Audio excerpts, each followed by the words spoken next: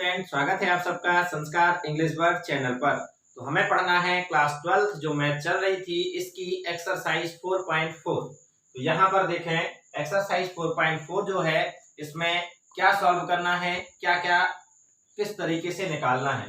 तो सबसे पहले यहाँ पर उपसारणिक और सहखंडज निकालने हैं। क्या निकालने हैं? उपसारणिक और सहखंडज। तो उपसारणिक निकाले कैसे जाते हैं और सहखंडज कैसे निकाले जाते हैं, तो सबसे पहले हम आपको वो बता दें। जब आपको पता चल जाएगा, उनका बेसिक तरीका पता चल जाएगा कि कैसे निकाले जाते हैं, तब आप क्वेश्चन को बड़ी आसानी से सॉल्व कर सकते हैं। तो देखें, जैसे इसमें लिखा है उपसारणिक, तो पहले नंबर तो हमें एक सारणिक लेना पड़ेगा और उप का मतलब उसके छोटे छोटे। तो देखो यहाँ पर हमने एक सारणिक ले लिया। अब सबसे सिंपल अपन लेते हैं 2x2 का। 2x2 का सारणिक मतलब एक अपने मन से नंबर ले लिया, 1 2 3 4, ये एक हमने सारणिक ले लिया। अब इसका हमें क्या निकालना है? उपसारणिक भी निकालना है और सहखंडज निकालना है। तो देखें, यहाँ उपसारणिक निकालने के लिए सबसे पहले हम इन्हें क्या करेंगे, मान लेंगे M11, M12, M21 and M22, ये मान लिया। अब बात खड़ी होती है, सर आपने M11 ही क्यों माना, M12 M की जगह कोई और भी मान सकते थे। तो ध्यान दें, यहाँ उपसारणिक को इंग्लिश में बोलते हैं हम माइनर। क्या बोलते हैं? माइनर। तो माइनर बोलने की वजह से इसे हमने M के रूप में डिनोट किया। और ये तो आप जानते हो ये क्या है, ये तो तुम्हारे अवयव हैं। और अवयव जब होते हैं, सबको पता है, पहले से पढ़ करके आए हैं, इन्हें हम इस तरीके से मानते हैं। ये तो ये सारणिक के अवयव हो गए और ये उसका उपसारणिक निकल करके आ गया। चलो, अब आपको पता कैसे चलेगा, कैसे निकालना है, किस तरीके से इनके मान। तो देखते हैं, सबसे पहले हमने ये लिखा M11, बिल्कुल सिंपल है, परेशान नहीं होना। M11, तो M11 का मतलब ये हुआ कि जहां 1 है उसके कॉलम और उसकी रो, ठीक है, यानी कि पंक्ति और स्तंभ को हमें क्या कर लेना है, बंद कर लेना है। तो ये M11 इधर है, तो M11 का मतलब यहाँ हुआ, ये क्लियर हुआ। तो इसे हमने बंद कर लिया और इसे बंद कर लिया, क्लियर। तो देखो, जैसे हमने ये बंद किया और ये बंद किया, तो हमारे पास M22 बचा। और इसको बंद करके देखिए, इसे बंद किया, इसे बंद किया, तो क्या बचा हमारे पास? 4। तो M11 का मान कितना आ गया? 4 आ गया। इसके बाद नेक्स्ट है यहाँ M12। M12 का मतलब ये निकाल रहे, तो इस वाले को हम बंद कर लेंगे और इसे बंद कर लेंगे, तो हमारे पास क्या दिखा? 3। तो M12 का मान कितना आ गया? 3। अब फिर है इधर M21, क्या लिखा भाई? M21। M21 का मतलब ये, तो ये वाला हमने कॉलम और ये रो बंद कर ली, तो क्या हुआ? ये 2 आ गया। और इसके बाद लास्ट में M22। M22 का मतलब ये 4, तो ये 4 वाला अपन ने कॉलम बंद किया और ये रो बंद की, तो क्या बचा? 1। ये M11, M12, M21 और M22 के मान निकल के आ गए और यही मान तो हमें यहाँ रख देने हैं। तो A बराबर का M11 की जगह कितना आ जाएगा? 4। M12 की जगह कितना आ जाएगा? 3। M21 की जगह पर कितना आ जाएगा? 2। और ये, तो लीजिए भाई, ये है आपका सारणिक 1 2 3 4 और उपसारणिक निकल के क्या आ गया? 4 3 2 और 1। आया समझ में कि नहीं आया? इस तरीके से हम क्या कर लेते हैं, इन्हें निकाल लेते हैं। अब आगे इसी में एक चीज और कही गई है, सहखंडज। तो देखें, सहखंडज निकालना कोई कठिन नहीं है। अच्छा देखो, अपन रियल में देखा जाए तो सहखंडज को क्या मान सकते हैं?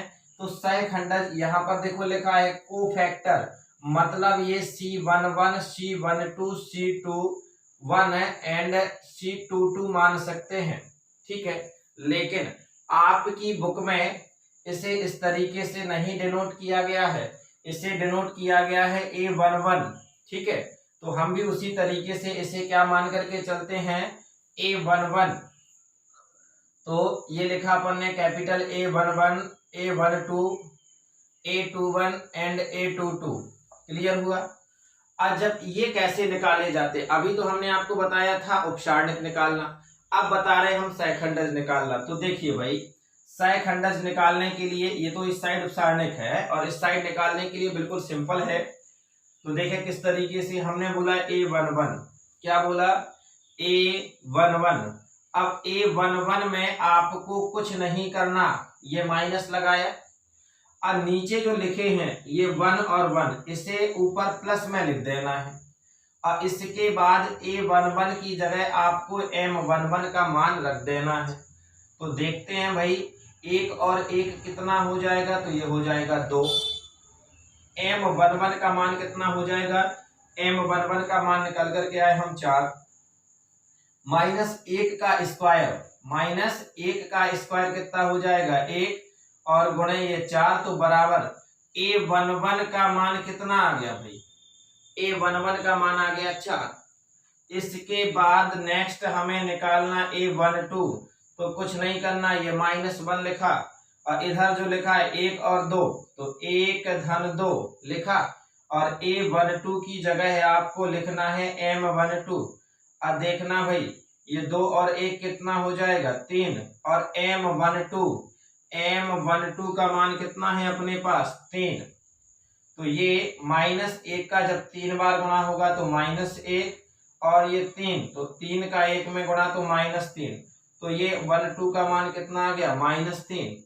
और इसी तरीके से जब हमने A11 निकाल लिया, A12 निकाल लिया, तो नेक्स्ट हम क्या निकाल लेंगे, A21। तो आपको समझ में अब आ गया होगा कि आगे क्या करने वाले हैं।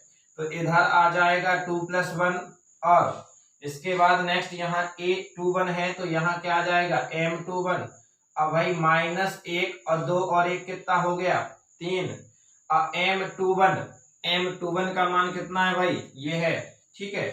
तो -1 का जब 3 बार गुणा करेंगे तो माइनस का 1 आएगा, और ये 2, तो 2 एकम 2, ये काहे का मान आ गया, A21 का मान आ गया। अब आपको निकालना काहे का है, A22 का, तो -1, और ऊपर कितना आ जाएगा 2 धन 2, और A22 यानी M22 डायरेक्ट रख देते हैं अब यहाँ पर अपन। तो यहाँ पर कितना है भाई, यहाँ पर भी 1 ही है इसका मान, तो ये A22 बराबर -1 की घाते कितना आएगा 2 और 2 4 और 1, और जब सम संख्या की घात है तो 1 ही आएगा गुणे 1, यानी A22 बराबर कितना आ गया 1। तो ये जो निकल करके आए हैं A11, A12, A21 और A22, ये निकल के आ गए सहखंडज। और यहाँ जो M11, M12, M21 and M22 ये निकल करके जो आए हैं, तो ये हमारे क्या हो गए उपसारणिक। क्लियर हुआ। चलिए, ये तो हमने आपको तरीका बताया कैसे सॉल्व करना है। अब हम सॉल्व करते हैं इसी एक्सरसाइज का क्वेश्चन नंबर फर्स्ट। यह आ गया क्वेश्चन नंबर फर्स्ट। तो क्वेश्चन नंबर फर्स्ट कह रहा है निम्नलिखित सारणिकों के अवयवों के उपसारणिक एवं सहखंड लिखिए। तो देखें कैसे करना है। इसके अंदर अपन को पहला और दूसरा ये दिया गया है, और दूसरे नंबर पे भी पहला और दूसरा, तो चारों के निकालना है हमें, उपसारणिक और सहखंड निकालने हैं। अब आपको बता दें, ये ऊपर जो पहला वाला क्वेश्चन है इसमें 2x2 कोटि के सारणिक जो है उनके निकालने हैं, और नीचे है आपको 3x3 के। तो 2x2 के हम बता चुके हैं, उसी तरीके से 3x3 के भी है, परेशान नहीं होना, बिल्कुल सिंपल लगेंगे। तो देखते हैं, सबसे शुरुआत में यहाँ पर अपन क्वेश्चन लिखते हैं, ये फर्स्ट नंबर का यहाँ लिखा अपन ने सॉल्व, ठीक है। और हमें ये 2 -4 और 0 और 3 ये दिया गया है। अब बराबर हम जो उपसारणिक हैं तो यहाँ पर क्या मान सकते हैं, M11, M12 M21 और M22, कोई दिक्कत। चलिए यहाँ लिखते हैं अपन उपसारणिक। क्या निकाल रहे भाई, उपसारणिक, ठीक है। तो उपसारणिक निकालने के लिए सबसे पहले हमें क्या लिखा, M11। अब M11 जब लिखा तो M11 का मतलब हमने ये दबा लिया और ये दबा लिया, तो हमारे पास क्या बचा 3। नेक्स्ट चलते हैं इसी के आगे, M11 के बाद दूसरा आ जाएगा M12। M12 इधर यानी -4, इसे हम दबा लेते हैं, तो ये और ये गया, तो क्या बचा भाई, तो ये बचा 0। नेक्स्ट आते हैं M21। क्या आया, M21। और M21 जब आया तो ये, इसका मतलब ये और ये दबा लो, तो अपने पास क्या बचा, ये -4। और नेक्स्ट है लास्ट में M22। M22 का मतलब ये 3, तो ये दबा लिया, ये दबा लिया, इसके यहाँ पर क्या बचा, ये 2। चलो, तो ये निकल के आ गए हमारे उपसारणिक, ये आंसर हो गए अपने। ठीक है, और इसके बाद अभी उपसारणिक बस में काम थोड़ी चलाना है, इसमें आगे और क्या कह रहा है, सहखंड। अच्छा हाँ, हमें याद आया, जब हम यहाँ बता रहे थे तो हम बार बार सहखंडज बोल देते थे। अगर सहखंडज बोल देते थे तो वो अलग है, ठीक है, वो नेक्स्ट एक्सरसाइज में करेंगे, गलती से निकल जाता होगा फ्लो में। ये सहखंड है, क्लियर हुआ।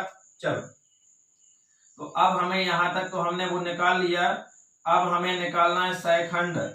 ये ऊपर हमने क्या निकाले भाई, उपसारणिक निकाल लिए, और अब हमें सहखंड निकालना है।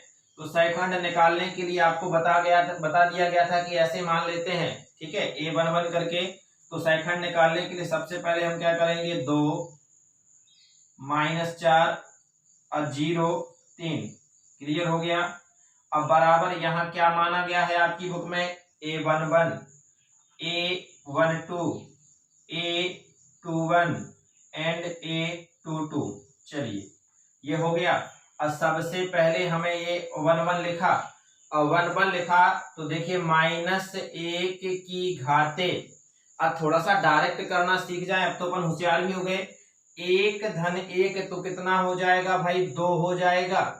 और A11 लिखा तो आपको M11 लिख देना है। और A11 बराबर -1, अगर इधर सम संख्या की घात लगी है तो ये प्लस का हो जाना है, और विषम संख्या की घात लगी है तो काहे का हो जाना है, माइनस का। तो यहाँ ये सम संख्या की घात लगी यानी 1, और M11 का मान कितना निकल के आया, तो 3, यानी A11 बराबर 3 और 1 का गुणा हुआ तो कितना हुआ, 3 एकम 3। आंसर आ गया भाई। ये भी एक आंसर ही है, क्लियर, ये भी आंसर है। ये किसके लिए आंसर है, ये उपसारणिक के लिए आंसर है, ये चारों के चारों। और यहाँ निकाल रहे सहखंड। अब A11 के बाद नेक्स्ट आ जाएगा A12। तो आप देखें -1 और 2 और 1 कितना हो जाएगा, 3, और A12 की जगह पर आ जाएगा M12। और A12 बराबर भाई विषम संख्या की घात लगी है, यानी कि काहे का आएगा, 1 माइनस का। और M12 का मान कितना है, 0। तो M12 की जगह रख दिया 0, और 0 का किसी संख्या में अगर गुणा होता है तो कितना आ जाता है, 0। लीजिए भाई, ये सेकंड इसी का आ गया। अब आगे इधर हम लगा देते हैं थर्ड। A11 आ गया, A12 आ गया, अब आ जाएगा A21। क्या आ जाएगा, A21। तो A21 के लिए हमने लिखा -1 की घाते, 2 और 1 कितना हो जाएगा, 3, और A21 है तो यहाँ क्या लिखेंगे, M21 बराबर -1 का जब 3 बार गुणा होगा, यानी कि विषम संख्या की घात है तो -1 आएगा। और M21 का मान कितना है, तो M21 का मान है -4। अब बराबर का आप 4 एकम 4, क्लियर हो गया। ये माइनस और माइनस का गुणा हुआ तो प्लस, तो ये काहे का मान आ गया, A21 का मान आ गया, और ये आंसर, ठीक है। और लास्ट में निकालना A22, तो -1 और 2 और 2 कितना हो जाएगा, 4। यहाँ A22 है, A की जगह M बस कर दो।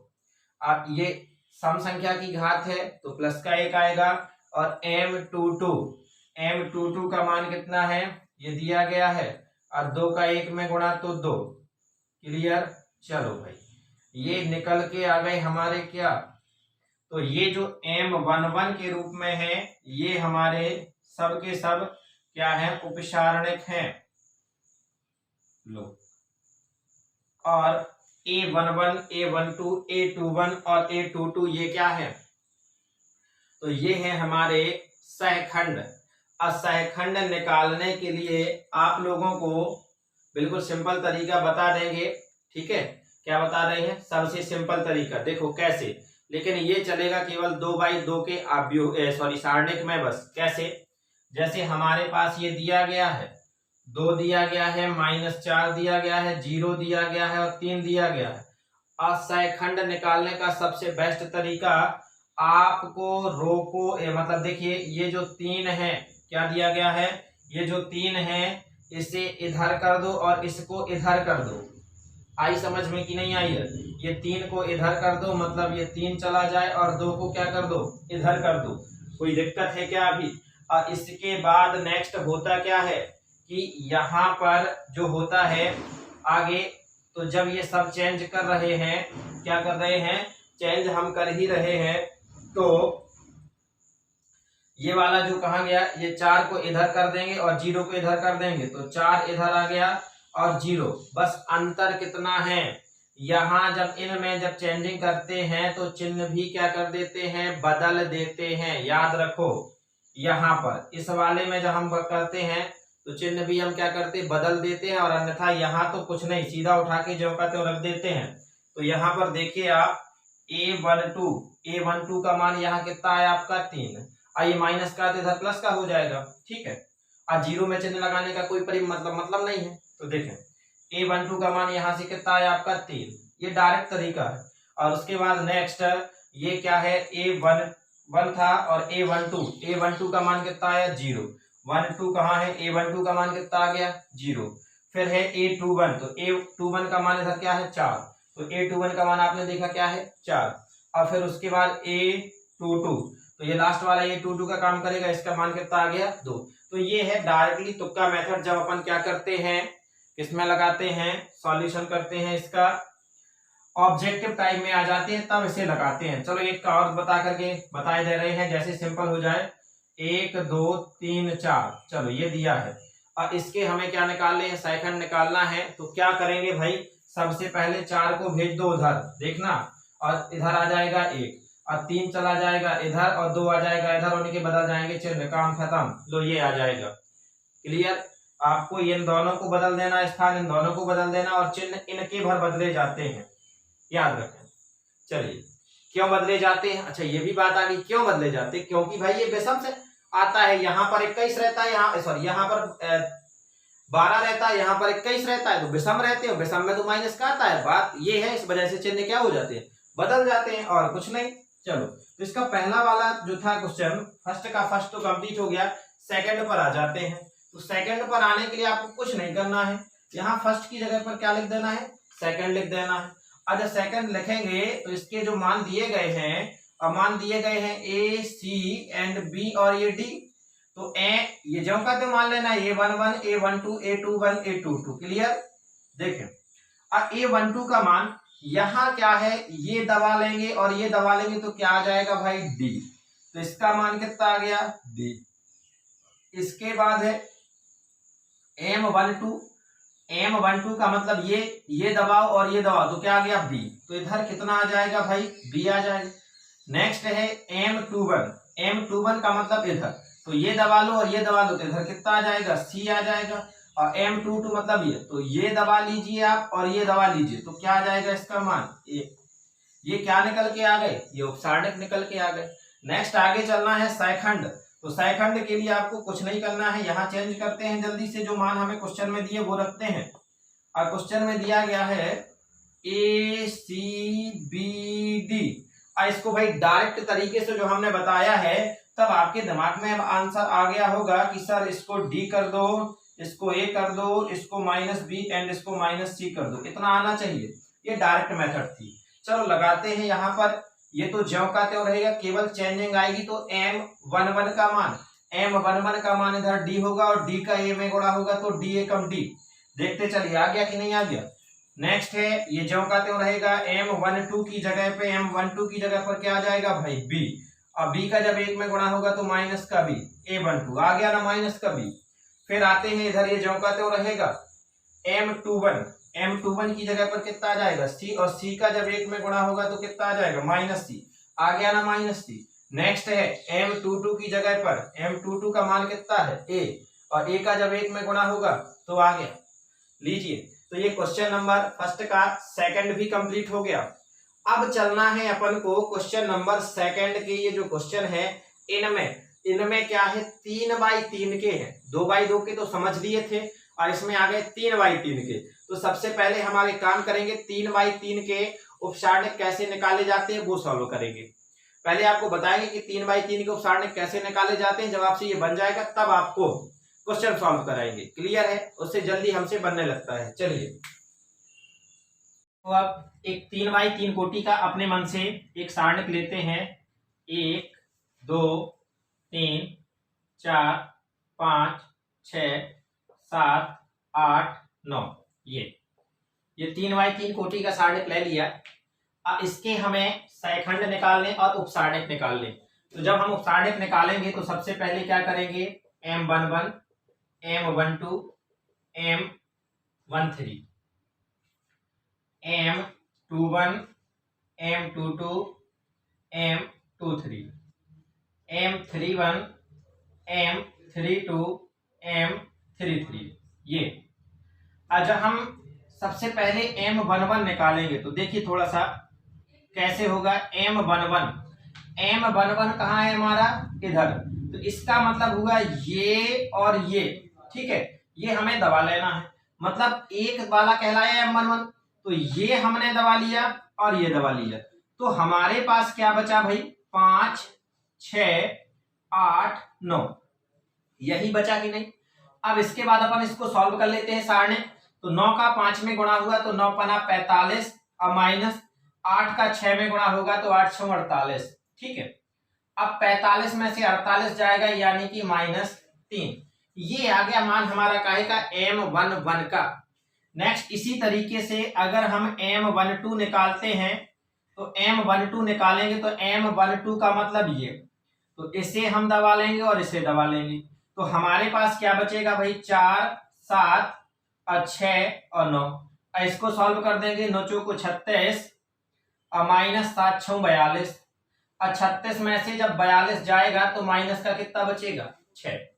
और फिर इसके बाद M13 बराबर 13 इधर है, मतलब ये, तो इसे हमने बंद कर दिया और इसे बंद कर दिया। अब हमारे पास क्या बचा, 4 5 7 8। क्लियर हो गया। इसको सॉल्व करते हैं। 8 का और 4 का गुणा किया तो 8 चौको 32 और 7 पना 35। अब 32 में से 35 जाएगा यानी -3। तो ये हमारे M11 M12 M13 निकल के आ गया।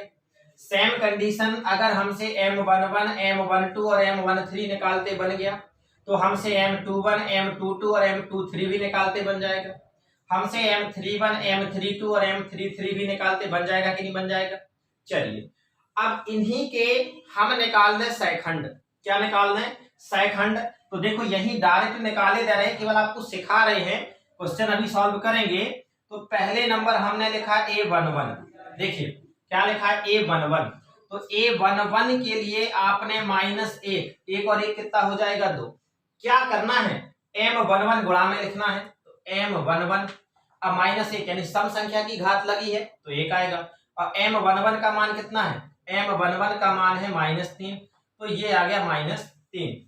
ये A11 आ गया। ऐसे ही हम A12 निकालेंगे, -1 2 और 1 3 और इधर आ जाएगा M12। तो ये विषम संख्या की घात लगी है यानी कि माइनस लग जाएगा। और 12 M12 का मान कितना निकल के आया, -6 और इन दोनों का गुणा होगा तो क्या हो जाएगा, प्लस। तो इस तरीके से आप 11 A12 A13 21 22 23 31 32 33 ये मान निकाल लोगे तो ये हो जाएंगे हमारे क्या, सैखंड। और M11 M12 M13 M21 M22 M23 M31 M32 M33 निकाल लोगे तो ये हो जाएंगे उपसारणिक।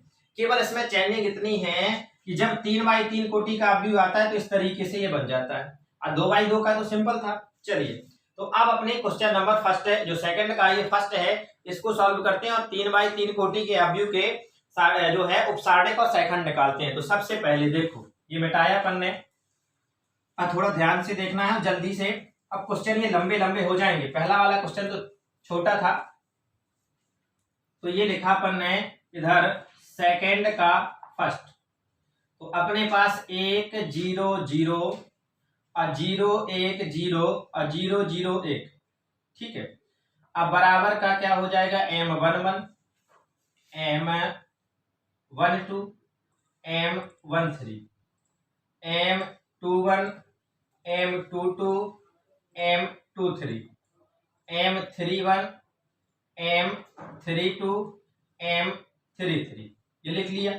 ये क्या निकाल रहे हम? पहले नंबर उपसारणिक। क्या लिख रहे भाई? उपसारणिक। ठीक है, उपसारणिक लिखा तब तो हमने M माना, और जब हम सैखंड निकालेंगे तो A मान के चलेंगे। तो देखें, सबसे पहले अपन ने M11 निकाला, 11 क्या करना है, ये है 11 इधर, तो ये वाली लाइन बंद करो और ये वाली लाइन बंद करो। आपने ऊपर की लाइन बंद कर ली, देखो ऐसे और ऐसे, तो आपके पास बचा क्या? 1 0 और 0 1, और इसको सॉल्व करोगे 1 और 1 का गुणा हुआ तो कितना? 1 माइनस, और 0 में 0 का गुणा हो जाएगा तो 0, और 1 में से 0 जाएगा तो कितना बचेगा? 1। ये काहे का माना गया?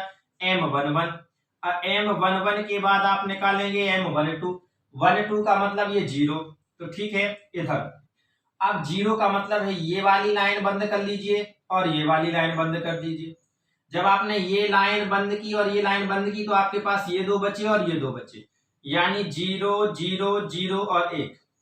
अब 1 का गुणा 0 में करोगे तो 0, और 0 का गुणा 0 में करोगे तो 0, और 0 में से 0 जाएगा तो कितना आ जाएगा? 0।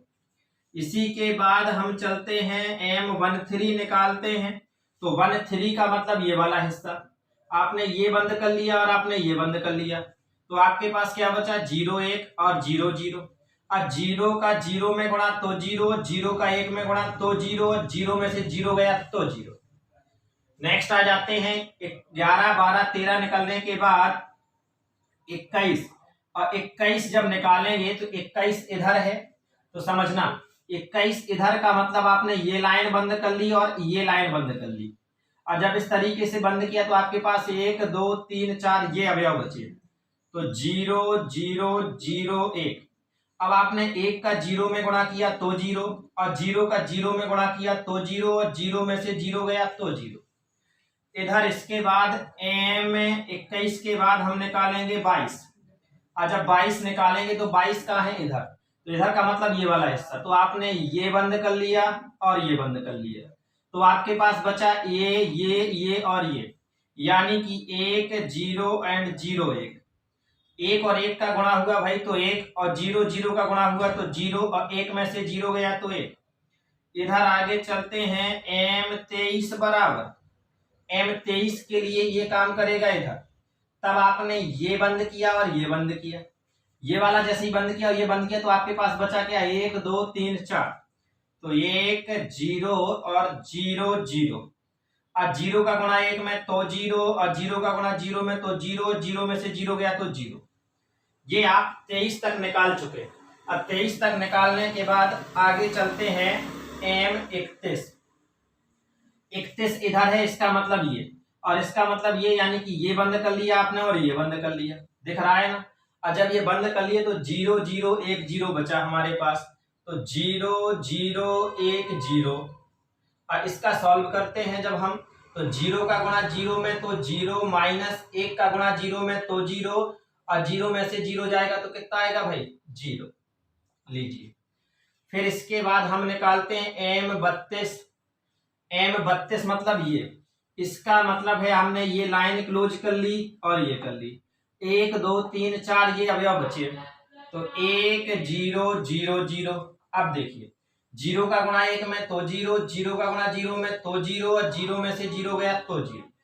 और इसके बाद हम निकालते हैं M33, और 33 इधर है, यानी हमने ये लाइन बंद कर ली और ये लाइन बंद कर ली, तो हमारे पास बचा 1 0 और 0 1, तो 1 0 और 0 1। रुक जाइए, ये बंद किया और ये 1 0 0 1 सही है। 1 और 1 का गुणा हुआ तो 1, और 0 0 का गुणा हुआ तो 0, और 1 में से 0 गया तो 0। तो भाई ये निकल के आ गए हमारे क्या? उपसारणिक। ये सब के सब हमारे आंसर हैं, ये जितने ये दिख रहे हैं 1 0 0 0 1, ये सब क्या निकल के आ गए? आंसर। काहे के आंसर निकल के आ गए? उपसारणिक के। अब उपसारणिक के आंसर निकल के आ गए तो हमें निकालना है सैखंड के, ठीक है। तो सैखंड निकाले ले रहे हैं डायरेक्ट तरीके से, देखो जल्दी आ जाना है। यहां हमने लिखा सहखंड, ठीक है। और जब सहखंड निकालेंगे तो ये लिखते हैं पहले नंबर 1 0 0 0 1 0 और 0 0 1 अब बराबर में क्या माना जाता है सहखंड के लिए, A11, A12, A13, A21, A22, A23, A31, A32 और A33। ये हमने क्या कर लिया, मान लिया। अब आगे की ओर चले जाते ही यहां लिख देंगे अपन सहखंड। क्लियर हुआ? देखो ये क्वेश्चन थोड़ा सा लंबे, हमने आपसे बताया भी था कि क्वेश्चन लंबे होने वाले हैं। चलिए तो यहां निकालते हैं A11। A11 निकालेंगे। जब हमने आपसे बताया था कि सहखंड निकालने के लिए ये माइनस, अच्छा बराबर लगाए इधर, ये माइनस का एक और एक कितना हो जाएगा, 2 गुणे A11 है, तब आपको M11 लिखना। सम संख्या की घात है तो 1 लिखना प्लस का, और विषम संख्या की घात है तो माइनस का। M11 का मान कितना है आपका, 1, तो ये 1 इधर आपको लिख देना है। तो जब 1 और 1 का गुणा हुआ तो 1, तो A11 का मान आपका आ गया कितना, ये आंसर। ठीक है। और इसके बाद आप आए A12, तो -1 की घात है, 2 और 1 कितना हो जाएगा भाई, 3, और गुणा में यहां लिखा जाना है M12, तो विषम संख्या की घात तो माइनस का 1 और गुणे M12 का मान कितना है, 0, और 0 का किसी भी संख्या में गुणा होता है तो कितना आ जाता है, 0। तो A12 का मान कितना आ गया भाई, 0। ठीक है, आगे चलते हैं। A12 के बाद आएगा A13 बराबर, इसे लिखा जाएगा -1 की घाते 3 और 1 4, और गुणे M13, और ये सम संख्या की घात है तो 1 आएगा, और M13 का मान कितना है, 0, और 0 का 1 में गुणा होगा तो 0 हो जाएगा, यानी A13 का मान हो गया कितना, 0। ये आंसर। नेक्स्ट है अब 14 ना लिख देना है, क्योंकि यहां 13 तक चले गए। A21, तो A21 बराबर -1 की घात 2 और 1 3, और गुणे M21, और ये विषम संख्या की घात -1 और M21 का मान कितना है, 0, तो ये लिख दिया अपन ने 0, और 1 का 0 में गुणा होगा तो 0, तो A21 का मान कितना आ गया, 0। इसके बाद आगे चलते हैं। A21 के बाद अब आएंगे A22 बराबर -1 की घाते 2 और 2 4, गुणे M22, और सम संख्या की घात तो 1, और M22 कितना है, 1, तो ये 1 लिख दिया, और 1 और 1 का गुणा हुआ तो 1, तो A22 का आ गया 1, 4 निकल के आ गए। और इसके बाद अब चलते हैं A23 -1 की घाते ये 5, गुणे M23, अब विषम संख्या की घात तो -1, और M23 का मान 0, तो इधर 0 का गुणा होगा तो A23 बराबर कितना आ गया, 0। 23 तक पहुंच गए हैं, अभी भी 6 आंसर आए हैं। ठीक है, और इसके बाद अभी 3 और चाहिए उसमें, तो कहां चलें, जगह नहीं बची, यहां लगाए दे रहे हैं, समझ लेना है आप लोग।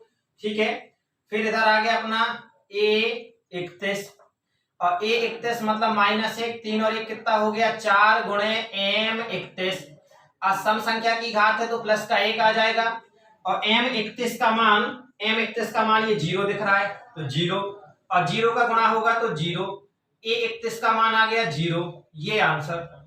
अब ये 32 का मान निकालना है। 32 का मान कहां जा रहे हैं, इधर आ रहे हैं। ठीक है, तो A32 बराबर -1 की घाते 3 और 2 5, और गुणे M32, अब बराबर विषम संख्या की घात तो -1, अब 32 का मान कितना है, 0, तो भाई 0 का 1 में गुणा होगा तो 0, तो A32 बराबर कितना आ गया, 0 1। ये आंसर।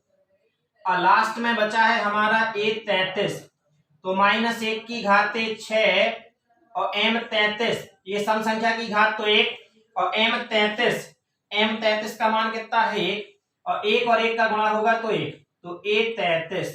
ये आंसर।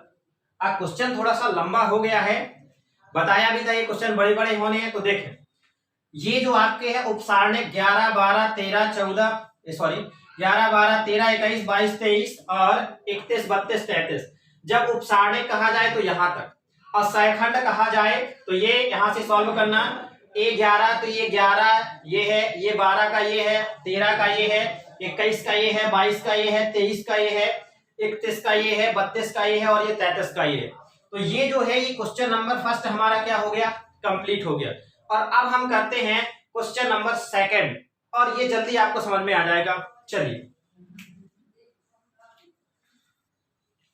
ये दूसरा अपन लिखते हैं 1 0 4 3 5 -1 0 1 2।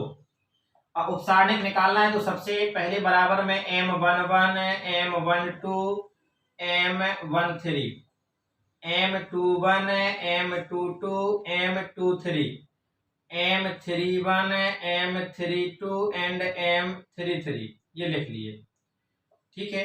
और सबसे पहले हम क्या निकालेंगे, M11। और थोड़ा सा स्पीड बढ़ जाएगी। M11 के लिए ये है तो अपन ने ये बंद कर लिया और ये बंद कर लिया, तो क्या हो गया, अपने पास बचा 5 -1 और 1 2। इसके आगे सॉल्व करना। इसके बाद A इधर आ गया 1 2, तो 1 2 का मतलब ये, क्लियर। तो इधर अपन ने ये लाइन बंद की और ये बंद की, तो क्या बचा भाई, 3 -1 और 0 और 2, तो 3 -1 और 0 2। फिर इसके बाद A13 का मतलब इधर, इधर मतलब 4 वाला, तो 4 की लाइन ये बंद, अच्छा आपको 12 दिख रहा होगा ऐसे, ये तो 4 वाली ये लाइन बंद की और ये बंद की, तो बचा क्या, 3 5 0 1, तो ये लिखा 3 5 0 1, तो 13 आ गया। इसके बाद अब लिखेंगे 21, और जब 21 का मतलब ये इधर वाला पॉइंट, तो ये 3 बंद किया और ये बंद किया, तो 0 4 1 2, तो 0 4 1 2। और 21 के बाद अब आते हैं 22, तो 22 के लिए ये वाला पॉइंट यानी 5, तो 5 की ये वाली लाइन बंद करेंगे और ये बंद करेंगे, तो 1 4 0 2 1 4 0 2। और इसके बाद M23, तो M23 के लिए ये काम करेगा, तो इसके लिए इधर देखिए ये बंद किया और ये बंद किया, तो 1 0 और 0 1, तो 1 0 और 0 1, 23 तक हो गया। इसको सॉल्व करते हैं, तो 5 और 2 का गुणा हुआ तो 10, अब माइनस यहाँ लगता है, 1 और 1 का गुणा होगा तो माइनस का 1 आएगा, तो वो माइनस और ये माइनस क्या हो गए, प्लस, प्लस का 1, और 10 और 1 कितना हो गया, 11। और 2 का 3 का गुणा हुआ तो 3 दूनी 6, और माइनस 1 का और 0 का गुणा होगा तो 0, तो यहाँ कोई फर्क नहीं पड़ने वाला, तो 6, 3 एकम 3, और माइनस 5 का और 0 का गुणा होगा तो 0, तो बराबर का 3। इधर 2 का 0 में गुणा होगा तो 0, माइनस 4 का 1 में गुणा हुआ 4, तो ये माइनस का 4, और 2 का 1 में गुणा हुआ तो 2, और ये 0 और बराबर का 2, 1 का 1 में गुणा माइनस 0 बराबर का 1। ये आ गए हम लोग कहां तक, 23 तक आ गए। अब 23 के बाद भी आगे सॉल्व करना है, तो यहां निकाले डायरेक्ट। 23 के बाद आएगा M31, M31 का काम ये कर रहा है यानी 0, तो ये वाली लाइन हमने बंद की और ये बंद की, तो 0 4 5 -1, तो 0 4 5 -1 बचा। M32 बराबर, और 32 का काम ये करेगा यानी इसे, तो ये लाइन बंद कर ली और ये बंद की, 1 4 3 -1, 1 4 3 -1, और M33 बराबर, 33 का मतलब ये, तो हम ये लाइन बंद करेंगे और ये बंद करेंगे, 1 0 3 5, 1 0 और 3 5। देखो इस वाले क्वेश्चन में थोड़ा अपन स्पीड से जरूर चल रहे हैं। -1 का 0 में गुणा होगा तो 0, और 5 का 4 में गुणा होगा तो 20, और ये हो जाएगा -20 बराबर -1 और 1 का गुणा होगा तो -1, और 4 3 12, और ये दोनों जुड़ जाएंगे तो -13, 5 का 1 में गुणा होगा 5, और 3 का 0 में गुणा होगा तो 0 बराबर का 5। तो ये निकल के आ गए हमारे क्या भाई, उपसारणिक। अब हमें क्या निकालना है, सहखंड। तो जैसे ही सहखंड निकालते हैं, तो सहखंड के लिए आपको पहला काम क्या करना है, ये जो लिखा है 1 0 4 3 5 -1 और 0 1 2, इसके बराबर में A11 A12 A13 A21, A22, A23, A31, A32, A33, ठीक है। और A11 बराबर -1 की घाते कितना हो जाएगा भाई, 2 गुणे M11 और सम संख्या की घात यानी 1, M11 का मान कितना है 11, तो 11 एकम 11, ये A11 का मान आया एक आंसर। ये भी आंसर ही है, ये अपसारणिक के आंसर है सभी और ये सेकंड के। 11 के बाद नेक्स्ट आया 12, तो -1 की घाते 2 और 1, 3 गुणे M12, विषम संख्या की घात -1 और M12 का मान है अपने पास 6, तो 6 का 1 में गुणा हुआ तो माइनस का 6, तो ये आ गया हमारे पास A12। क्लियर। और इसके बाद यहां देखो सही तरीके से लगाते चलना। इधर 12 के बाद हम क्या निकालेंगे, 12 के बाद हम निकालेंगे A13, और जब A13 निकालेंगे तो -1 की घाते 3 और 1 कितना हो गया 4 गुणे M13, तो सम संख्या की घात तो 1 और M13 का मान है 3, तो 3 और 1 का गुणा हुआ तो 3, तो A13 का भी निकल के आ गया इधर। इसके बाद हम निकालेंगे A21, तो -1 की घाते 3 गुणे A21 की जगह हम लिखेंगे M21, और विषम संख्या की घात तो -1 और M21, 21 कितना है -4, तो ये दोनों का गुणा होगा तो प्लस का 4 आ जाएगा, तो A21 का मान कितना आ गया 4। और इसके बाद जब A21 आ गया तो फिर हमें चलना है इधर पे A22, तो -1 और 2 2 4 गुणे M22, सम संख्या की घात तो 1 और M22 का मान कितना है 2, तो 2 का 1 में गुणा हुआ तो 2, तो A22 भी आ गया आंसर। और फिर निकालेंगे A23, तो -1 2 और 3 कितना हो जाएगा 5 और M23, अब विषम संख्या की घात तो -1 और M23 का मान 1 और 1 और 1 का गुणा हुआ तो -1, तो ये काहे का मान आ गया A23 का।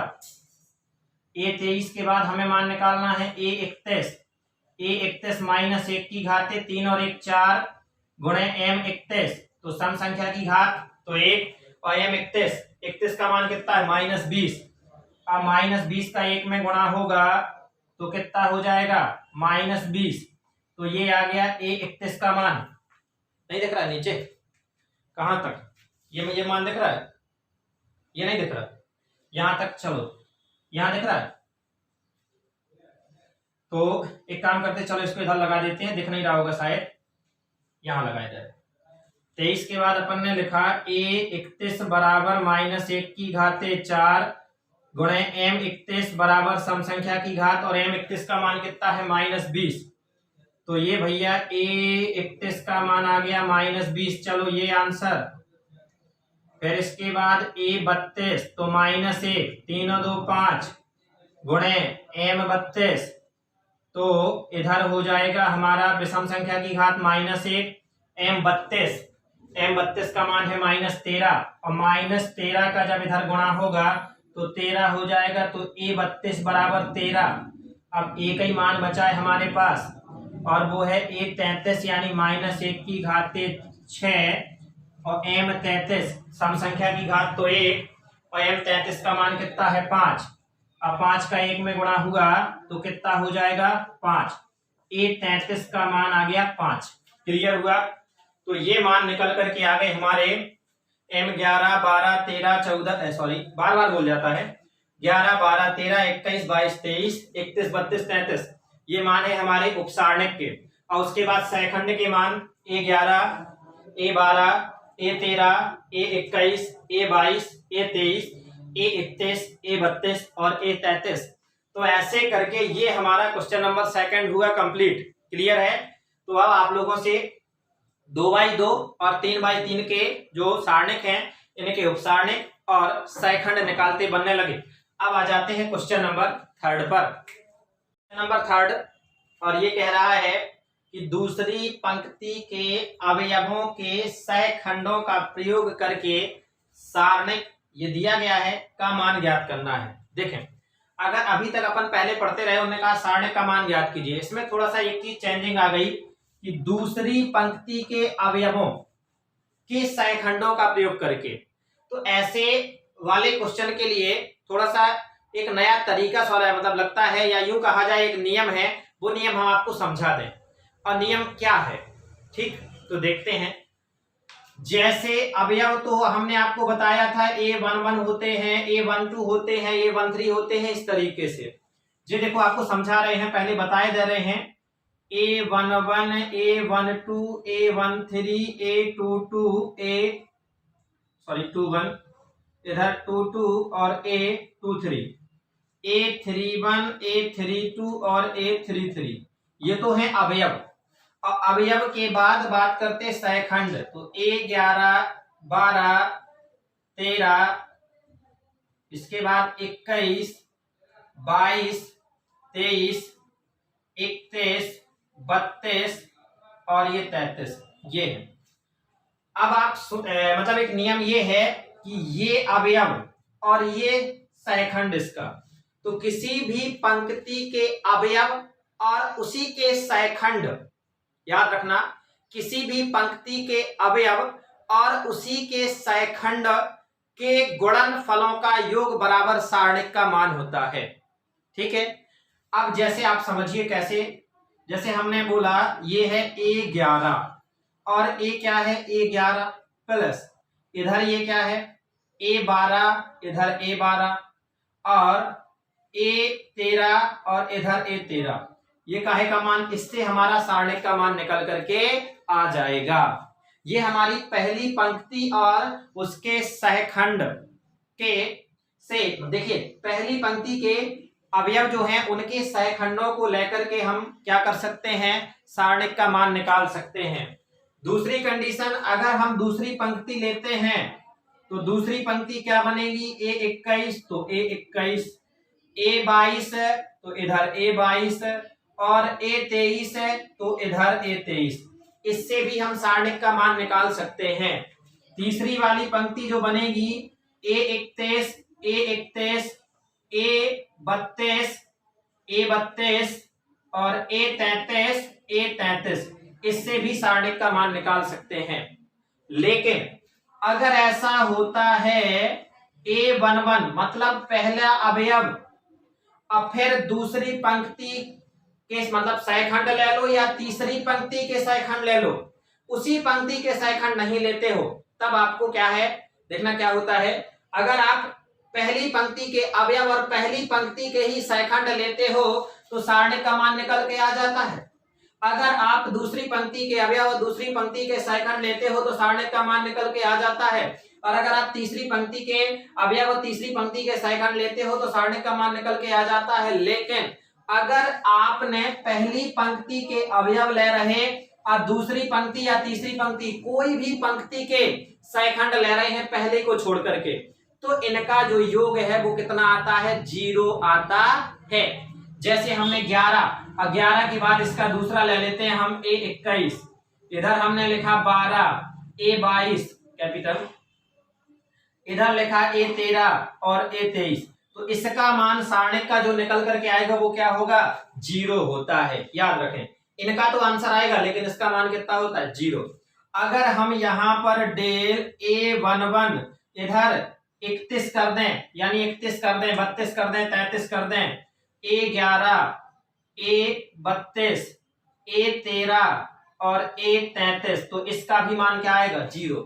तो आपको यहां से एक बात समझ में आ रही होगी कि वही पंक्ति का अवयव और वही का सहखंड, इन दोनों का गुणनफल।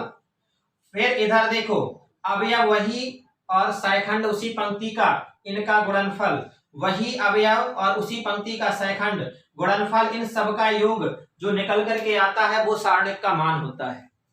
सेम कंडीशन यहाँ सेकंड नंबर पे भी वही है, थर्ड नंबर पे भी वही है। लेकिन अगर ये अलग अलग मिलते हैं, मतलब अवयव किसी दूसरी पंक्ति का है, सहखंड किसी दूसरी पंक्ति का है, तो इनका जो योग होता है वो क्या होता है, 0 होता है। ये बात अगर आपको समझ में आ गई है तो देखो यहाँ पर क्या कह रहा है, दूसरी पंक्ति के अवयवों के सहखंडों, मतलब आपको पंक्ति भी दूसरी लेनी है और उसी के क्या करने हैं, अवयवों के सहखंड लेने हैं और इनके द्वारा आपको सारणिक का मान ज्ञात करना है। अगर यही क्वेश्चन ऐसा बोलता कि दूसरी पंक्ति के अवयव और तीसरी पंक्ति के सहखंडों या तीसरी पंक्ति के अवयवों के सहखंडों, क्लियर हुआ, के द्वारा सारणिक का मान ज्ञात कीजिए, तब आपको मान निकालने की आवश्यकता नहीं थी, वो मान कितना आ जाता, 0। यहां पर क्या कह रहा है, दूसरी पंक्ति कह रहा है और उसी के अवयव लेने हैं, यानी इसका मान निकल करके आएगा। ये पहले चेक कर लेना है कि कैसे मान निकल के आएगा या नहीं आएगा। सेम कंडीशन उसी तरीके से इसमें भी होता है। जैसे चौथा नंबर का क्वेश्चन, इसमें कह रहा है तीसरे स्तंभ, तो तीसरे स्तंभ के अवयवों के सहखंड, मतलब वही स्तंभ लेना है और वही हमें क्या करना है, उसी के सहखंड लेने हैं। इस प्रकार से अब हम जैसे इसके स्तंभ के ले रहे हैं, तो स्तंभ में देखिए, जैसे स्तंभ ये कहलाते हैं, तो स्तंभ कहलाएगा A11, A21 और A31, ये पहला स्तंभ कहलाएगा, ये दूसरा स्तंभ कहलाएगा और ये तीसरा स्तंभ कहलाएगा। तो सेम कंडीशन ये तो हमने क्या के लिए था, पंक्ति के लिए। अब स्तंभ के लिए अगर करें तो देखिए भाई, A11 ये पहला और इसका ये A11 प्लस इधर क्या लिया हमने, A21 और A21 यानी इसका ये A21, आ रही समझ में। और उसके बाद इधर हमने लिया A31 और इनटू A31, तो इसके बराबर इस तरीके से अगर हम लेंगे तो हमारा सारणिक का मान निकल करके आएगा। क्लियर हुआ कि नहीं। तो यहां भी देखो आपको एक जैसी दिख रही, इधर 11, इधर 11, इधर 21, इधर 21, इधर 31 और इधर 31। तो बात जो मैन निकल करके आती है कि सारणिक का मान निकलेगा, चाहे वो पंक्ति में हो और चाहे वो स्तंभ में हो, ये अवयव और उसी पंक्ति का सहखंड लेकर के गुणा करने पर, ठीक है, और सभी को जोड़ देते हैं तो सारणिक का मान निकल के आएगा। अगर ये मान जरा से भी बदल जाते हैं, मतलब यहाँ A11 और अगर इधर आपने ये कैपिटल A12 कर दिया, 21 कर दिया, 31 कर दिया, कुछ कर दिया, तो इसका मान क्या होता है, 0 होता है। क्लियर है। चलिए तो क्वेश्चन को अब सॉल्व करते हैं। ये मेन बात जो थी अपन को समझ में आ गई। अब क्वेश्चन नंबर जो 3 है इसे सॉल्व करते हैं। अब 4th को भी सॉल्व करेंगे जल्दी से, तो आपको समझ में भी आ जाएगा और जल्दी बनने भी लगेगा। तो यहां देखो दूसरी पंक्ति के अवयव, तो पहले नंबर हमने ये लिखा सारणिक, और सारणिक में अपने पास ये है 5, 3, 8, 2, 0, 1 और 1, 2, 3 ये लिया। क्लियर हुआ। और इसके जो अवयव हैं A11 ऐसे करके, और इसके लिए हम क्या करेंगे भाई, A11 सहखंड निकालना है। A11 इधर A12 और इधर A13, इधर A21, इधर A22 और इधर A23, इधर A31, A32 और A33। इसको लिखने की कोई आवश्यकता नहीं, आपको समझाने के लिए लिखा जा रहा है, ठीक है, और लिख भी देते तो कोई गलत नहीं है। तो यहां देखो हमें लेना है, उसमें कह रहा है दूसरी पंक्ति के अवयव, तो पहली पंक्ति ये कहलाई, दूसरी पंक्ति ये कहलाई और तीसरी पंक्ति ये कहलाई। तो दूसरी पंक्ति के अवयव, तो दूसरी पंक्ति यानी कि ये ले रहे हम, ये कहलाई हमारी दूसरी पंक्ति। और यहां पर हमारा ये अवयव देखिए भाई, A11 का मान कितना होगा, 2 होगा, स्मॉल वाला, क्योंकि अवयव की बात कर रहे। A11 के बाद इधर पे A22 का मान कितना होगा, 0, और A23 का मान कितना होगा, 1। ये तो थे अवयव। अब हमें इन्हीं के क्या निकालने हैं, सहखंड। क्या निकालने हैं, सहखंड।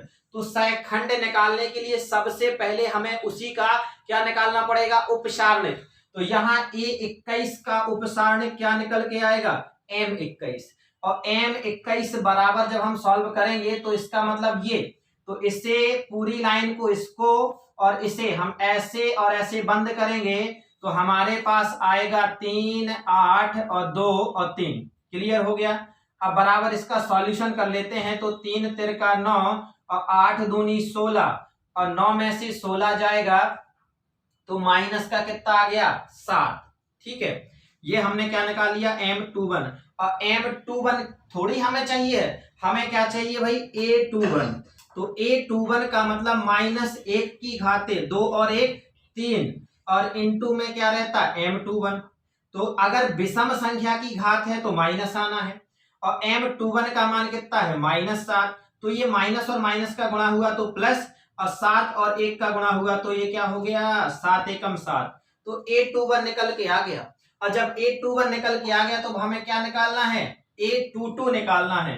तो A22 निकालने के लिए पहले नंबर हमें क्या चाहिए, M22 चाहिए। तो M22 निकालने के लिए इधर देखें, ये कहलाएगा इधर पे, तो ये 0, तो ये बंद कर लीजिए और ये बंद कर लीजिए। तो हमारे पास बचा 5, 8, 1 और 3। तो ये लिखा हमने 5, 8, 1 और ये 3। और इसको जब सॉल्व किया तो 5 3 15 और 8 एकम 8। अब 15 में से 8 जाएगा तो भैया बचा ये 7। ये तो M22 निकाला, लेकिन हमें तो चाहिए था A22। तो -1 की घाते 2 2 4 और ये M22 तो बराबर सम संख्या की घात तो 1 और इसका मान है 7। तो 7 का 1 में गुणा होगा तो 7। तो A22 का मान कितना निकल के आ गया, A22 का मान निकल के आ गया 7। अब आगे चलते हैं, जब A22 का मान निकाल लिया तो आगे हमें काहे का निकालना, अब A23 का।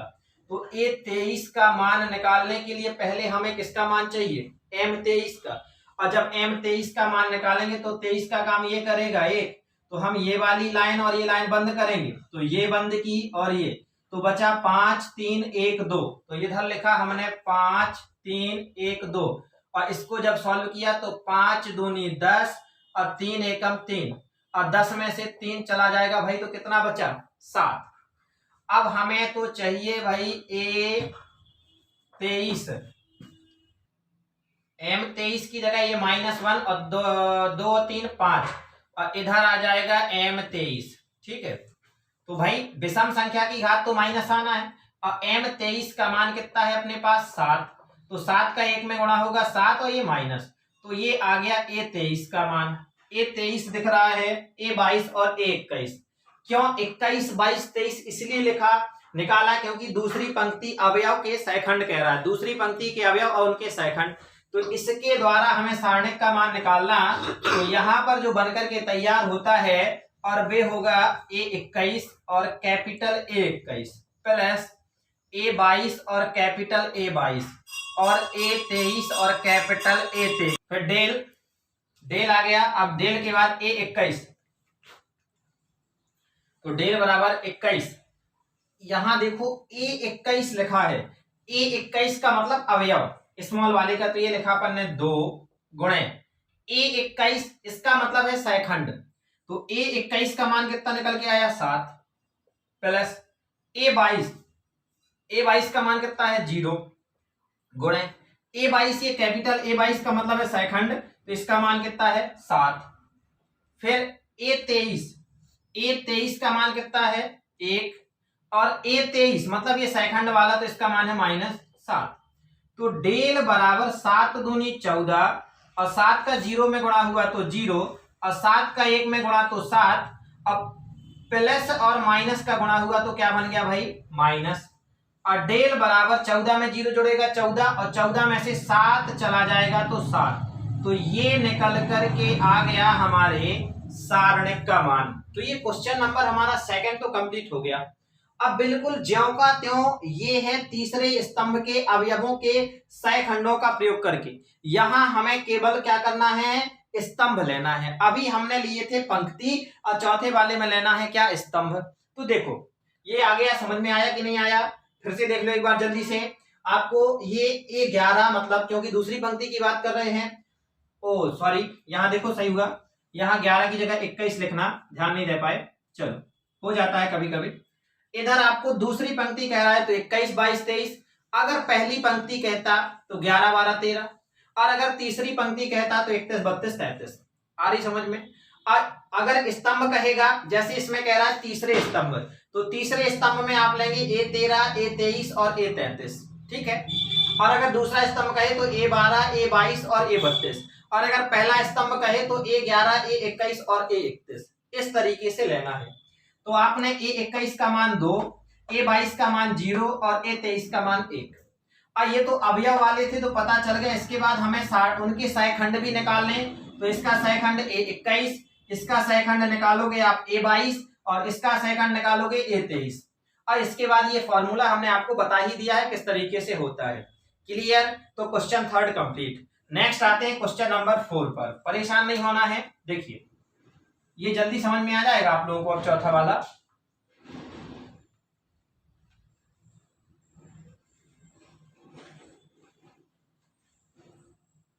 तो चौथा वाला हम लिखते हैं सबसे शुरू में, डेल बराबर एक एक्स वाई जेड, एक वाई जेड एक्स और एक जेड एक्स वाई, इस तरीके से ये। तो इसके जो सहखंड होंगे वो क्या होंगे, ये 11 12 इस तरीके से। आगे समझ में कि नहीं? तो यहां पर हमने लिखा A11, अच्छा वो थोड़ा सा ऊपर की ओर जा रहा है, नीचे कर दे थोड़ा सा। A11 A12 A13 A21 A22 A23 A31 A32 A33, ये हो गए। अब बात है तीसरे स्तंभ के अवयव। तो भाई स्तंभ नंबर 1, स्तंभ नंबर 2 और स्तंभ नंबर 3, तो इसके अवयव ये कहलाएगा, ये कहलाएगा ये। तो A13 A23 और A33, तो अवयव जब भी पूछा जाए तो हम लिखेंगे A13 बराबर क्या हो गया, YZ, उसके बाद A23 बराबर हो गया ZX और उसके बाद A33 बराबर हो गया XY। ये थे अवयव। क्या थे? अवयव। अब अवयव के साथ साथ सहखंड भी निकाल ले। तो सहखंड निकालने, थोड़ा सा डायरेक्ट चलें, तो सहखंड निकालने के लिए जैसे आपको पता है कि सबसे पहले M13 चाहिए होगा। क्या चाहिए होगा? M13।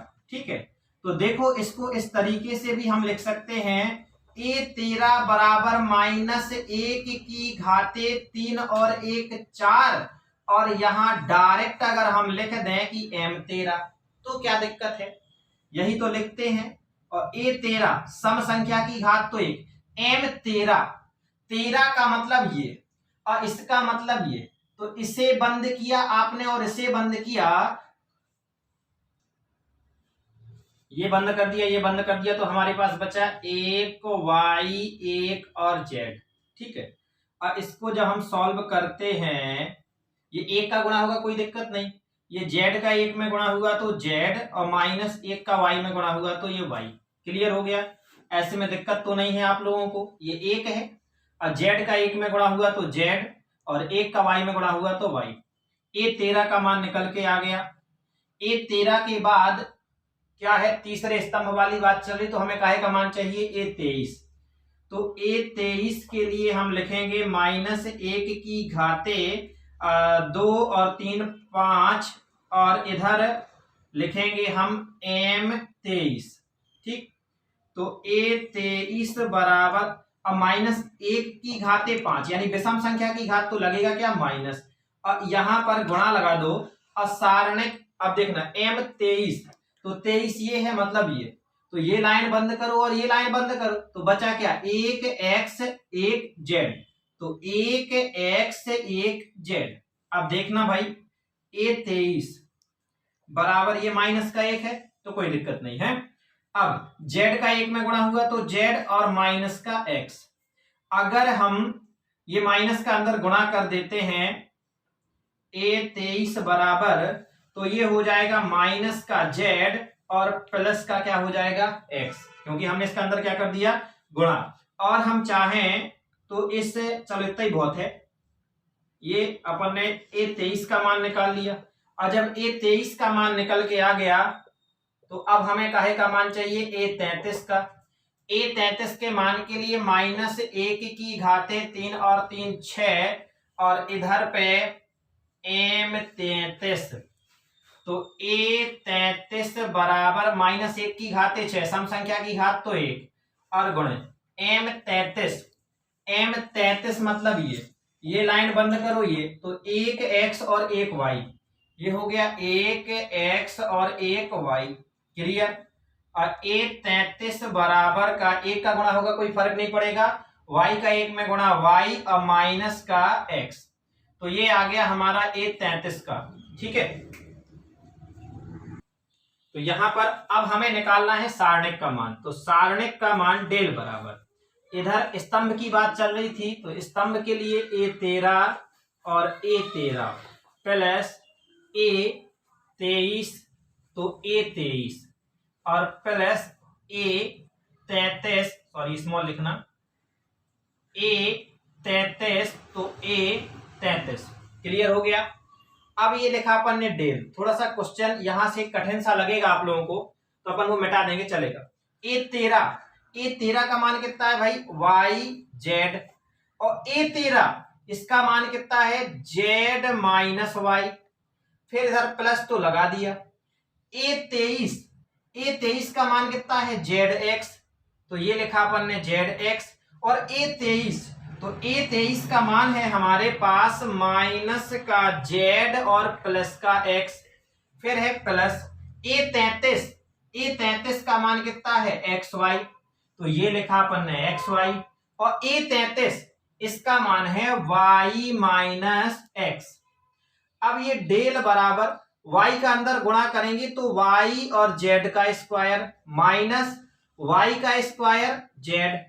अब देखो इस zx का अंदर गुणा करेंगे तो z और z का गुणा हुआ तो भाई z स्क्वायर और ये x, और प्लस और माइनस का गुणा हुआ तो यहाँ क्या बन जाएगा, माइनस।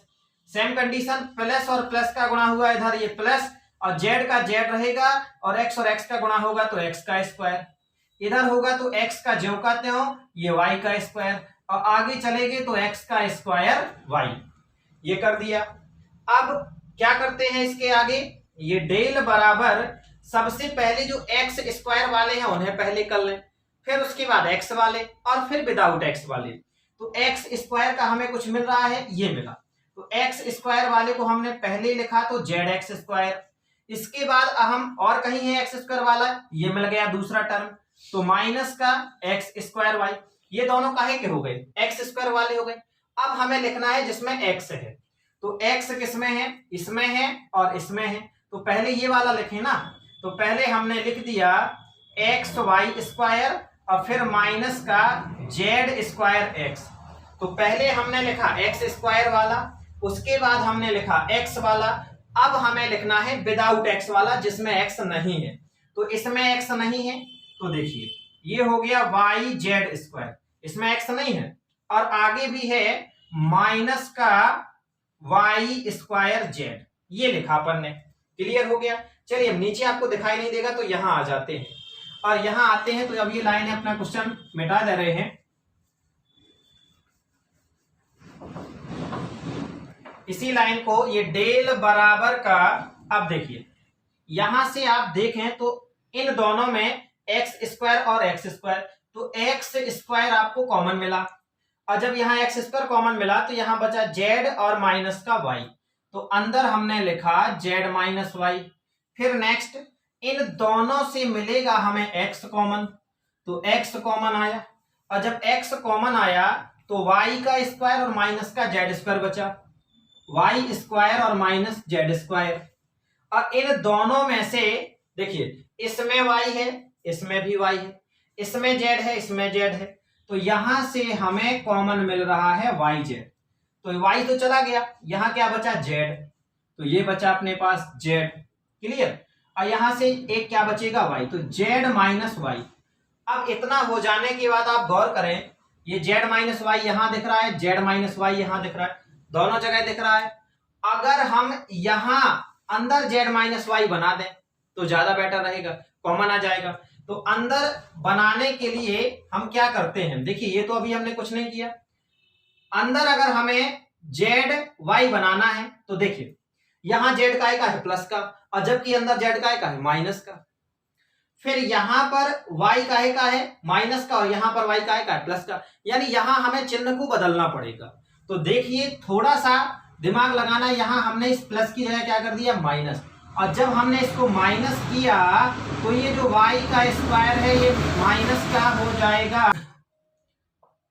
तो यहां पर हम क्या करते हैं, थोड़ा सा दिमाग लगाना है, यहां चिन्ह बदल देते हैं, ये चिन्ह का आएगा प्लस का, तो यहां हमने लगा दिया माइनस का, याद रखना ये, तो ये अगर यहां चिन्ह बदला है तो अंदर भी चिन्ह बदल जाएंगे। जैसे ये वाई स्क्वायर का आएगा प्लस का, तो अब ये वाई स्क्वायर का आएगा हो जाएगा माइनस का, और जेड स्क्वायर का है माइनस का, तो ये जेड स्क्वायर का आएगा हो जाएगा प्लस का, और प्लस का वाई जेड ज्यों का त्यों, और जेड माइनस वाई। अब अगली लाइन में क्या करना है आपको, अभी भी कुछ ये ज्यों का त्यों रहेगा -x। अब भाई जेड स्क्वायर को अगर अपन पहले लिख लेते हैं और वाई स्क्वायर को बाद में, तो कोई दिक्कत नहीं जाती है, तो ये लिख दिया। अब डेल बराबर x square z minus y minus का एक्स, ए का स्क्वायर माइनस बी का स्क्वायर का फॉर्मूला बन रहा। क्या बन रहा है, ए का स्क्वायर माइनस बी का स्क्वायर। तो ए का स्क्वायर माइनस बी का स्क्वायर बराबर होता है ए प्लस बी और ए माइनस बी। तो एक बार इसे प्लस में लिख दो और एक बार इसे माइनस में। तो पहले माइनस और प्लस, आगे पीछे चलता है कोई दिक्कत नहीं। ये वाई जेड और ये जेड माइनस वाई। अब गौर कीजिए आप, z minus y, z minus y, z minus y, ये आपको क्या मिल जाएगा, कॉमन। तो जेड माइनस वाई लिया कॉमन। अब अंदर क्या बचेगा, यहां से ये चला गया तो बचा एक्स का स्क्वायर, ये माइनस का एक्स और जेड माइनस वाई तो कॉमन चला गया, तो अंदर क्या बचा, जेड प्लस वाई और प्लस का वाई जेड, ये बचा। अब आगे डेल बराबर जेड माइनस वाई एक्स का स्क्वायर, इस एक्स का अंदर गुणा करते तो माइनस का एक्स जेड और इसका इधर हो जाएगा तो माइनस का एक्स वाई और प्लस का वाई जेड। डेल बराबर जेड माइनस वाई। अब इन दोनों में से अगर हम कॉमन लें तो यहां x कॉमन मिल रहा है, ले लिया तो अंदर 2 का लिया है, तो यहां बचेगा x माइनस का z और यहां से हम ले लेते हैं माइनस का y कॉमन। क्या लेते हैं, माइनस का y, तो यहां बचेगा x और माइनस लिया है तो यहां क्या हो जाएगा, अंदर माइनस। ठीक है, तो ये y तो कॉमन लिया है, ये हो जाएगा z, तो ये हो गया x माइनस z। अब आगे आ जाते हैं इधर, तो डेल बराबर का z माइनस वाई और x माइनस जेड लीजिए, x माइनस जेड और ये क्या है, x माइनस वाई। तो डेल बराबर z minus y x minus z और x माइनस वाई, ये निकल करके आया हमारे सारणिक का मान। अगर आपकी आंसर शीट में इतना मैच कर रहा है तो ठीक है, और अगर इतना भी मैच नहीं करता तो इसका दूसरा तरीका है। इसको हो सकता है शायद आगे माइनस लगा हो, तो वो होता है चक्रीय क्रम में लिखने पर। देखिए, तो यहां हम आपको बताए जा रहे हैं कि चक्रीय क्रम में लिखने पर, किस क्रम में, चक्रीय क्रम में। और चक्रीय क्रम क्या कहलाता है, चक्रीय क्रम मतलब पहले x माइनस वाई, देखो चक्रीय क्रम ये कहलाता है अपना कि x minus y, y minus z और जेड माइनस एक्स। ठीक है, तो आपको x माइनस वाई तो दिख रहा है, चलेगा। दूसरा आपको चाहिए y माइनस जेड, तो क्या है आपका यहाँ y माइनस जेड है, क्या नहीं है, y माइनस जेड नहीं है। तो और जबकि z माइनस वाई है तो यहां चिन्ह बदल जाएगा, माइनस का हो जाएगा। और फिर आपको चाहिए है, देखना ये तो आपके पास x माइनस वाई मिल गया, ये वाला मिल गया, चलो उठा लिया। इसके बाद आपको चाहिए दूसरा y माइनस जेड, तो आपके पास y माइनस जेड है क्या, नहीं है ना। तो जब इसका क्रम बदलोगे तो यहां भी चिन्ह क्या हो जाएगा, बदल जाएगा। आपने y माइनस जेड किया तो एक चिन्ह माइनस का इधर आ जाएगा। ठीक है, तो ये माइनस लगा दें, अभी समझाने के लिए बता रहे हैं। तो फिर आपका ये भी क्या बन जाएगा, y माइनस जेड। अब फिर आपको क्या चाहिए, z माइनस एक्स, तो क्या आपके पास z माइनस एक्स है, बिल्कुल नहीं है। और जब आपके पास z माइनस एक्स नहीं है तो इसे आप बदलोगे z माइनस एक्स में, तो इसमें भी चिन्ह क्या हो जाएंगे, बदल जाएंगे। तो ये हो जाएगा माइनस z माइनस एक्स, क्रम बदला। अब ये एक माइनस और 2 माइनस, अगर 2 का क्रम बदलना है माइनस में तो हमारा कोई परिवर्तन नहीं होगा, ज्यों का त्यों हो जाएगा। इसे लिखने पर यहां लिख दिया चक्रीय क्रम में लिखने पर। और जब चक्रीय क्रम में लिखेंगे, अगर एक जगह चेंजिंग होती, 2 एक जैसे मिल जाते तो माइनस लगता, और 2 जगह चेंजिंग हो रही है तो क्या रहेगा, ज्यों का त्यों रहेगा, यानी प्लस का रहेगा बस। तो डेल बराबर x minus y, y minus z and z minus x, ये आपके सारणिक का आंसर हुआ। क्लियर हो गया कि नहीं हुआ, चलिए। तो ये क्वेश्चन नंबर 4 अपना क्या हो गया, कंप्लीट। थोड़ा यहां दिक्कत करेगा, थोड़ा सा रोक रोक करके वीडियो को देख लेना। क्लियर है, यहां तक दिखाई दे रहा है कि नहीं दिखाई दे रहा है, चलिए। तो ये आंसर हो गया लास्ट वाला, और ये मिटाए जा रहे हैं, आपको ये चक्रीय क्रम समझाया गया था। अब बचा है इसका लास्ट वाला क्वेश्चन, और वो है क्वेश्चन नंबर 5। चलिए देखते हैं। तो क्वेश्चन नंबर 5वां, यदि सारणिक बराबर ये दिया गया है और a11 का सेकंड ij हो तो डेल का मान, डेल का मतलब यहाँ सारणिक है, निम्नलिखित रूप में व्यक्त किया जाता है। ठीक है, तो जब हमने क्वेश्चन नंबर 3 और क्वेश्चन नंबर 4 बताया था तो उसके पहले इसको निकालने का एक बहुत अच्छा तरीका बताया था, नियम बताया था। वही वाला नियम यहाँ पर सॉल्व होना है और लगना है। तो देख, तो उस समय हमने बताया था कि अगर इनके समान मिल रहे हैं, अवयव और सहखंड समान मिल रहे हैं, तब तो सारणिक का मान निकल के आता है। और अगर समान नहीं मिल रहे हैं तब क्या होता है, इनका मान 0 होता है। तो देखिए, जैसे यहां पर है A11, ठीक है, तो यहां क्या होना चाहिए था, A11 होना चाहिए था कि नहीं होना चाहिए था। तो यहां पर क्या है, A31। अब तो ये बात देखने ही वाली बात नहीं है, तो हम ऑप्शन ए देखेंगे ही नहीं। देखते आंसर होता कब, जब यहां बराबर में 0 होता। तो यहां बराबर में तो 0 है नहीं, चलो तो ये हो नहीं सकता। नेक्स्ट, यहां भी बराबर में 0 नहीं, यहां भी बराबर में 0, यहां भी बराबर में 0, कहीं बराबर में 0 नहीं है, तो ये वाला अपन ने हटा दिया। दूसरा वाला यहाँ क्या कह रहा है, A11, ये कुछ लग रहा है क्योंकि ये समान है। इधर आए A12 और इधर क्या हो गया 21, तो अब इसे भी नहीं देखना है क्योंकि यहाँ 12 तो यहाँ क्या होना चाहिए था, 12 होना चाहिए था, तो ये वाला भी नहीं होगा। अब थर्ड नंबर पे आए A21 और ये 11, ये यहां से ही कैंसिल हो गया, इसे नहीं हो सकता। और लास्ट में A11, A21, A31, तो ये वाला जो है हमारा आंसर सही है। तो इसका ऑप्शन क्या हो जाएगा, डी। ये ऑब्जेक्टिव टाइप क्वेश्चन है लास्ट में और ये आंसर कंप्लीट हुआ। ये वाले आंसर होते कब, यदि यहां बराबर में 0 होता, यहां बराबर में 0 होता, यहां बराबर में 0 होता। आई समझ में। अब बराबर में 0 नहीं है तब ये चलेगा, हम पहले भी आपको बता चुके हैं। तो ये क्वेश्चन नंबर 5 में कंप्लीट हो गया और ये जो एक्सरसाइज थी टोटल 4.4, ये भी क्या हो गई है, कंप्लीट हो गई है। और इस एक्सरसाइज में हमने सीखा है उपसारणिक और सहखंड। क्लियर हुआ। तो पढ़ते रहना है, मुस्कुराते रहना है। और अगर किसी बच्चे ने चैनल को सब्सक्राइब नहीं किया है तो चैनल को सब्सक्राइब कर सकते हैं, ताकि आपको जो अगली वाली वीडियो है यानी एक्सरसाइज 4.5 की, वो जैसे ही अपलोड होती है तो उसका नोटिफिकेशन आपके पास आ जाए। इस वाली वीडियो में थोड़ा सा बीच बीच में समस्या आई है थोड़ा बहुत, तो कोई दिक्कत नहीं है, उसको सॉल्व किया गया है। क्लियर। तो नेक्स्ट वीडियो का इंतजार करना है आप लोगों को, पढ़ते रहना है, मुस्कुराते रहना है। जय राम जी की।